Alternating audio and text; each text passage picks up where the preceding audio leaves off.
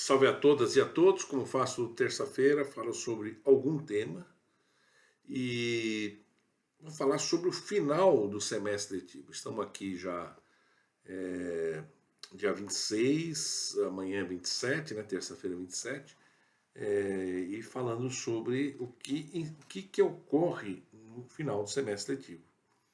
No final do semestre letivo tem várias providências que as instituições têm que fazer. Fazer a demissão do professor de acordo com o calendário escolar dela, observada a convenção coletiva de trabalho, e se o professor for cumpriu férias ou não, e assim por diante. Pode ser que as datas sejam diferentes, tem que ser observadas para efeitos de cada convenção coletiva de trabalho, que não é única. Cada estado tem a sua convenção coletiva e, se não tiver convenção coletiva, tem que observar o que consta da CLT, né? E com isso evita problemas de passivos e assim por diante. Obviamente que a demissão e observado, repito, as convenções coletivas, etc., sempre tem que ter a motivação do quando for justa causa ou sem justa causa, né? Mas principalmente quando é por justa causa, precisa tomar muitos cuidados, né, em relação a isso, para ter efetivamente comprovada essa condição, o fato gerador que motivou a justa causa da instituição. Então, isso precisa ser bastante observado em relação a isso. Óbvio que depois, quando chega no segundo semestre, há uma oscilação de carga horária, principalmente na educação superior, porque o ingresso do aluno da educação básica sempre se dá normalmente, ou quase na totalidade, no início do ano. Ao contrário do ensino superior, onde há uma oscilação grande, o aluno que entra no primeiro semestre nem sempre se rematricula no segundo semestre, nem sempre as formações de turma são as mesmas, e aí tem que observar não só convenção coletiva, os precedentes normativos estabelecidos aí pelo TST, que estabelece como condição realmente de redução de carga horária, sempre quando há redução de número de alunos matriculados por turma, e isso é que acaba sendo um motivador, né? Outro aspecto importante, sobretudo para turmas que se iniciam na educação superior no mês de junho, no mês de agosto, é óbvio, né? O edital do processo seletivo, mas além do mais, o contrato de prestação de serviço e também o estabelecimento da fixação da anuidade escolar, né? Esse é um regramento que está na Lei 9.870, né? E sempre lembrando que o que vincula a instituição ao vestibular, o processo seletivo, é o seu edital, observado o que estabelece a Lei 9.870 e também, claro, pela Lei de Diretrizes e Bases da Educação, onde disciplina uma série de coisas, entre as quais o artigo 47, que estabelece principalmente as informações que são necessárias para que o aluno possa entender onde ele está ingressando, que tipo de metodologia, que tipo de curso, que tipo de modalidade, se tem aula aos sábados, se não tem aula aos sábados, o período se é noturno, se é matutino, se é integral, tudo isso tem que estar efetivamente produzido e publicado principalmente. Da mesma forma que também os programas de políticas públicas, do ProUni, FIES, são renovados a cada semestre e sempre com uma preocupação de ter CND e CADIM. Ou seja, se a instituição não tiver certidão negativa de débitos fiscais e, ao mesmo tempo, não tiver inscrição no CADIM, que é o cadastro de inadimplência, ela corre o risco de não ter a sua renovação de contrato com as políticas públicas. E a CND tem outros reflexos, né? Convênios com a prefeitura, com o Estado, com o governo federal, é uma questão que realmente é extremamente importante. Da mesma forma que a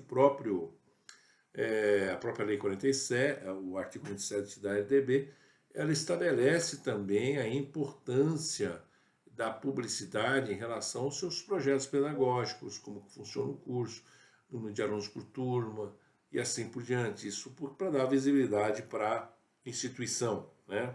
Então isso é extremamente importante. Claro que a Lei Geral de Proteção de Dados, que não é uma coisa, já não é mais uma lei que as pessoas precisam se apropriar como nova, porque já é antiga, sua obrigação, obviamente, de cumprir, de implementar é total, e sobretudo nos processos hoje de recredenciamento de instituições, de ensino superior e tudo mais, já há uma obrigação clara de demonstrar que já tem um projeto implementado. E isso é importante para que, quando chegar a comissão de avaliadores, depois todo um processo importante, regulatório, que a instituição demonstre que isso está sendo cumprido. Mas não está cumprido por causa do MEC. O Ministério da Educação é apenas, nesse caso, é apenas um ator que precisa ser informado, mas o principal ator que vincula tudo isso, principalmente a autoridade nacional, né, e também a todos que estão envolvidos em relação à proteção de dados, razão pela qual as instituições precisam ter um DPO, né, para que e também não é só um DPO que resolve o problema, obviamente, tem que ter todo um comitê voltado para o cumprimento disso, tentando ir buscando o resguardo da informação do aluno e principalmente, e também o resguardo da entidade, porque o descumprimento recai sobre seus dirigentes e ainda mais com um problema adicional, que são as aplicações de multas, né? E além da aplicação da multa pecuniária, tem outro problema que é tão sério como esse, e é realmente complicado, que é a publicização do problema do descumprimento da Lei Geral de Proteção de Dados, né? Obviamente que também tem outras questões importantes, como, por exemplo, a necessidade de observância dos prazos dos processos regulatórios, autorização de curso, protocolo de compromisso, supervisão, cumprimento do ENAD, publicidade em relação ao ENAD, mas e também a inscrição do aluno. Tem várias questões que precisa ver, inclusive a renovação dos atos autorizativos vinculado às instituições. Isso é extremamente importante. Recentemente saiu uma nota técnica que fala inclusive sobre isso, no caso da educação superior, né? Instituições que tiveram conceito preliminar satisfatório e que pode ter a dispensa do processo de avaliação dos cursos. E outras que não, que vão ter uma abertura do processo para fins de renovação de reconhecimento de curso. Então, ou seja, e na educação básica a mesma coisa, precisa observar a legislação do local propriamente dito, né? Ao mesmo tempo, já pensando, obviamente, no segundo semestre, tem uma questão importante. Segundo semestre visando o 2024. A instituição ela tem que pensar um ano antes daquilo que vai acontecer, como, por exemplo, revisão dos projetos pedagógicos, a decisão de oferta de curso,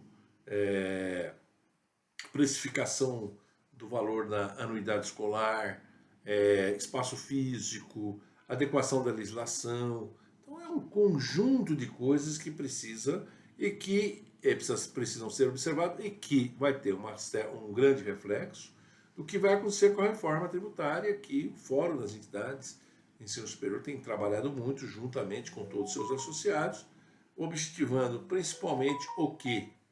Objetivando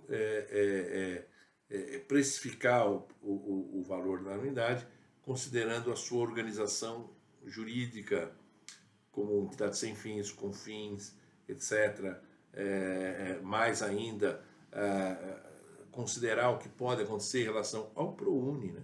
Programa Universidade para Todos, que tem impactos de natureza de isenção e também de imunidade no caso das entidades filantrópicas. Então tem um caminho grande pela frente para as instituições, pensando no finalzinho agora do período letivo, mas já projetando para o próximo ano letivo, que é 2024, se preparando para contemplar as exigências de regulação, de legislação.